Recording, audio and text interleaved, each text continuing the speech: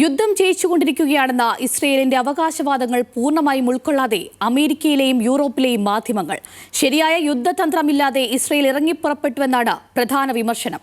ഇറാന്റെ ആക്രമണങ്ങൾ ഇസ്രയേലിലും കനത്ത നാശം വിതയ്ക്കുന്നുണ്ടെന്നും പാശ്ചാത്യ മാധ്യമങ്ങൾ റിപ്പോർട്ട് ചെയ്യുന്നു.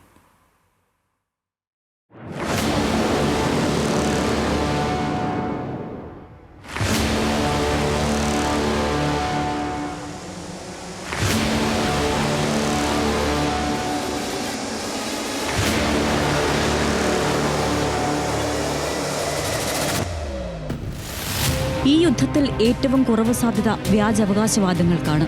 ഇറാന്റെ ആണവ കേന്ദ്രങ്ങൾ തകർത്തെന്ന് ഇസ്രായേൽ പറഞ്ഞപ്പോൾ ഉടൻ ഗൂഗിൾ മാപ്പിൽ നിന്ന് 3D ദൃശ്യങ്ങൾ പ്രസിദ്ധീകരിച്ചത് BBC ആണ്.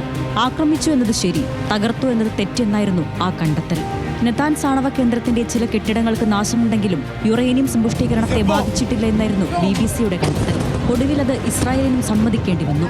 CNN വിശാലമായ തലക്കെട്ടിലൂടെ തന്നെ ഇസ്രായേലിനെ വിമർശിച്ചു.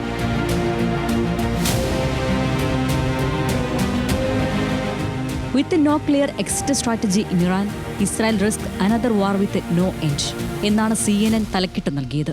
എങ്ങനെ പുറത്തു കടക്കുമെന്ന പദ്ധതിയില്ലാതെ അന്തമില്ലാത്തൊരു യുദ്ധത്തിന് ഇസ്രായേൽ ഇറങ്ങി പുറപ്പെട്ടു എന്നാണ് ആ വിമർശനം. മറ്റൊരു തലക്കിട്ട് നോക്കുക.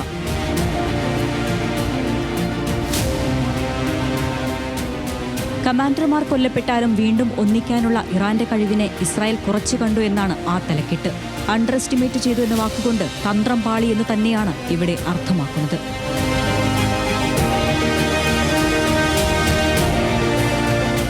ഇസ്രായേൽ ഇറങ്ങി പുറപ്പെട്ട യുദ്ധത്തിന് അമേരിക്കയുടെ പിന്തുണയില്ല എന്നും അമേരിക്കൻ മാധ്യമങ്ങൾ എഴുതുന്നു. അലി ഖമൈനെ വധിക്കാനുള്ള ഇസ്രായേൽ നീക്കത്തെ ട്രംപ് തള്ളിക്കളഞ്ഞു എന്നാണ് ആ വാർത്ത. ഈ വാർത്തയാണ് ഈ യുദ്ധവുമായി ബന്ധപ്പെട്ട് ഏറ്റവും ശ്രദ്ധേയം. അമേരിക്ക ഈ യുദ്ധത്തിൽ ഒപ്പമിറങ്ങേണ്ടത് ഇസ്രായേലിന് അനിവാര്യമാണ്. ആളെണ്ണത്തിൽ ഏറെ മുന്നിലുള്ള ഇറാൻ സൈന്യത്തെ നേരിടാൻ ഒരു ഘട്ടം കഴിഞ്ഞാൽ ഇസ്രായേലിന് അമേരിക്കയുടെ സഹായം വേണം. അതേസമയം അമേരിക്കയെ യുദ്ധത്തിലേക്ക് വലിച്ചിടാനുള്ള നീക്കത്തെ ഇപ്പോൾ ട്രംപ് എതിർക്കുകയാണ്. നെതന്യാഹു സ്വന്തം സിംഹാസനം ഉറപ്പിക്കാൻ നടത്തുന്നതാണ് ഈ യുദ്ധമെന്നാണ് അമേരിക്കയുടെ വിലയിരുത്തൽ. യുദ്ധത്തിലേക്ക് അമേരിക്ക ഇറങ്ങിയാൽ ലോകക്രമം തന്നെ മാറുകയും ചെയ്യും. ഇറാനു പിന്നിൽ റഷ്യയും ഒരുപക്ഷെ ചൈനയും ചേരും. അതോടെ അതൊരു മൂന്നാം ലോക യുദ്ധമായി മാറുകയും ചെയ്യും. ഇനി ന്യൂയോർക്ക് ടൈംസിന്റെ ഒരു തലക്കെട്ട് കാണുക. കൃത്യമായ വഴി മുന്നിലില്ലാത്തതിനാൽ ഇസ്രായേലിന്റെ ഇറാൻ യുദ്ധം ദിവസങ്ങളല്ല ആഴ്ചകൾ നീളുമെന്നാണ് ആ തലക്കെട്ട്. ഹമാസ് അല്ല ഇറാൻ എന്ന് തിരിച്ചറിയുന്നതിൽ വീഴ്ച പറ്റിയെന്നാണ് ആ സൂചന. മാത്രമല്ല, ഇറാൻ നിർമ്മിച്ച് സൂക്ഷിച്ചിരിക്കുന്ന മിസൈലുകളെല്ലാം ഇറാഖിനും സിറിയയ്ക്കും മുകളിലൂടെ ഇസ്രായേലിൽ പതിക്കാൻ ശേഷിയുള്ളതാണ്. ദിവസം 200 മിസൈൽ വീതം തൊടുത്തിട്ടും അവയുടെ ശേഖരം അവസാനിക്കുന്ന സൂചനകളുമില്ല. ഇറാനെ നിഷ്പ്രയാസം ഇസ്രായേൽ തോൽപ്പിക്കുമെന്ന പ്രചാരണങ്ങൾ കൂടിയാണ് ഇപ്പോൾ തെറ്റുന്നത്. International desk, news Malayalam.